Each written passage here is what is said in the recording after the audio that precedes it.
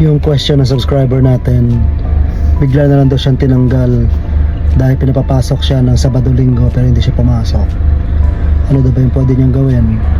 Well, unang-una, karapatan ng employer na i-require ang isang empleyado na pumasok, lalo na kung yan ay sa overtime, no, to prevent serious loss or damage, no, sa Article 89. Sa kaso ng Realda versus New Age Graphics, sinabi ng Supreme Court na may karapatan na gawin yun ng employer. Kapag hindi nasunod yun, magiging willful disobedience.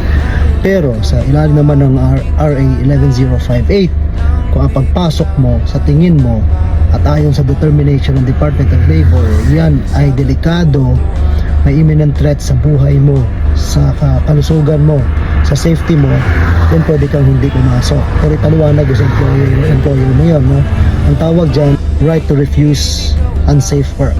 Kung may rason ka, tapos